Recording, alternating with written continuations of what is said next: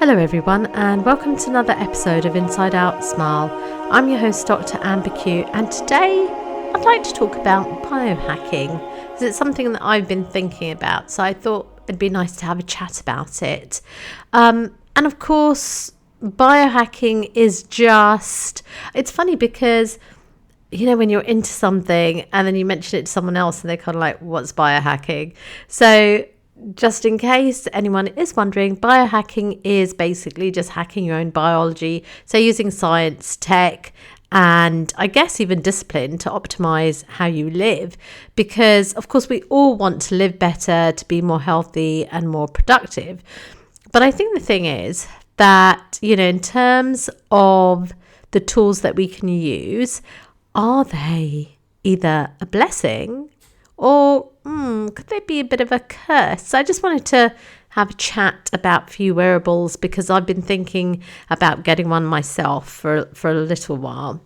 So, I mean, the thing is, at the end of the day, we all want to be kind of the best version of ourselves, you know, and it's not going to happen, as I've said many times, it's not going to happen by accident.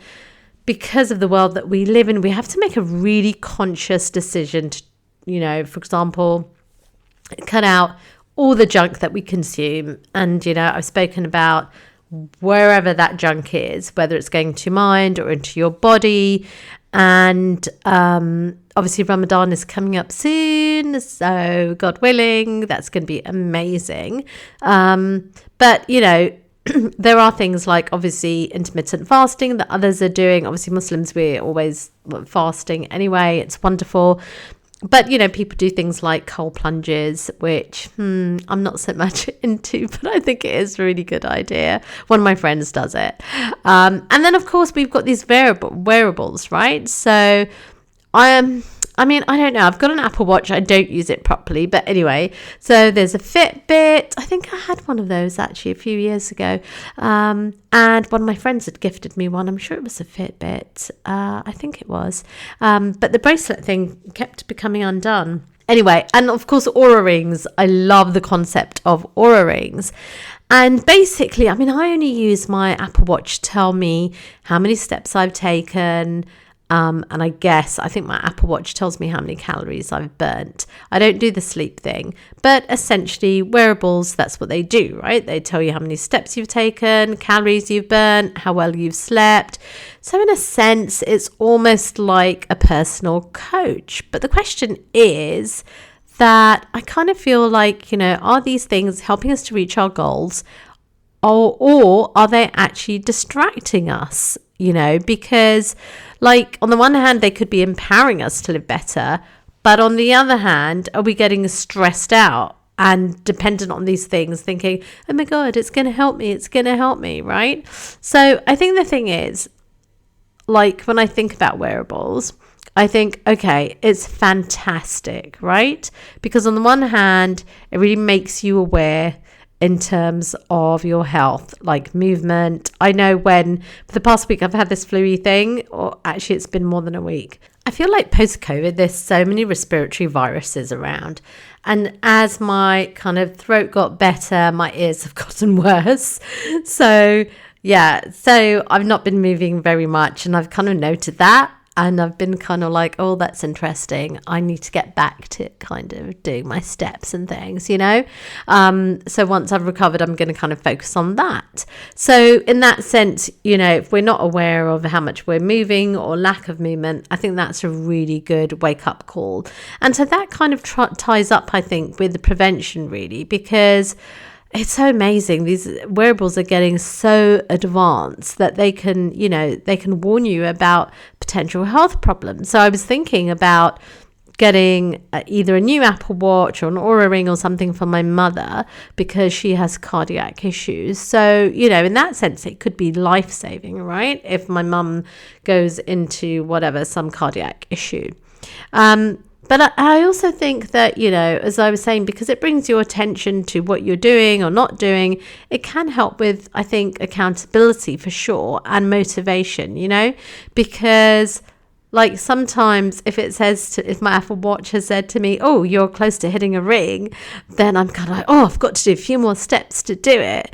So I think that's great, and obviously you can tailor things yourself. I don't know how to use my Apple Watch properly, but you can tailor things, right? You can say how many steps you want to do, how many flights of stairs, etc. And that's, I guess, the beauty of technology, because we can tailor solutions to our own unique needs, which is wonderful. But I think on the flip side, of course, there's just so much like data overload. I don't know how to use my Apple Watch properly, and I'm just kind of like, oh, what do I do with it? I mean, it's set up, and I don't even know. I think I did set up the rings like a long time ago, but I don't use it for sleep because I just don't know how to use it. And also, I feel like, do I want that much information? Because on the one hand, you hear about people. I mean, certainly I know that when I've not hit 10,000 steps, it kind of annoys me. And at the beginning of the year, because I kind of got ill, I've done much fewer steps, and I find it quite annoying, actually. And I'm not particularly stressing out about it, but it is kind of like, And then sometimes it takes ages for my Apple Watch to sync to my iPhone. And I'm kind of thinking, hey, how accurate are you? Because then ages later, it seems to sync up. And then, of course, where is this information going? Like, what is happening to all our data? I'm sure it's been collected for a reason. We don't know what that reason is, possibly. But yeah, and then, of course, if you think about it on a psychological basis, it's interesting because, we can almost be trapped in a health guilt loop, because you feel bad about not hitting your steps, not sleeping properly.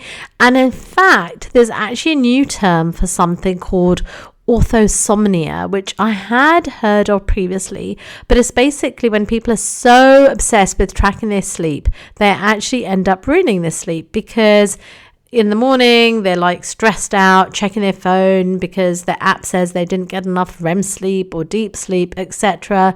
So, I feel that in a way our lives become kind of more unnatural, because where does this all lead? It's wonderful. The future of biohacking is exciting, but as things are getting more and more advanced, I think that's great because there's so much unnatural food around. So you do want to sort of like monitor your blood sugar. I'd love to get a glucose monitor, CGM. I'd love to get that. But I feel that on the other side, the other side of the coin, will these tools make us better, or will they just make us more dependent? It's kind of like, are we using them to improve our lives, or are they using us to sell more products because they're going to use our information? But I think the thing is, at the end of the day, I guess, it's about you, right? It's about the discipline that you practice. It's not about the gadgets you own, because in that sense, a wearable is not going to make you healthier unless you actually make a decision to act upon the information it gives you, right? You still have to put in the work. You still have to take responsibility. So I think, really the thing is, I'm certainly considering things like Whoop and the Aura Ring, and I feel that I probably will get them in the future, but it's just about using them as a tool to support your journey. So more of a coach rather than a crutch, right? Because at the end of the day, we are all personally responsible for taking care of our body, our mind, and our soul. And really, the best gadget isn't, or the best biohack isn't the best gadget. It's a commitment to becoming the best version of yourself, and that is kind of one choice at a time. Whether it's what you're consuming, in terms of social media, or what you're eating or drinking, and how active you are in life, because let's face it, movement is vital, absolutely vital. And on that note, I think I'm going to go to the gym. So until the next episode, let's all look after ourselves. Let's create connection and not just change lives, but save lives.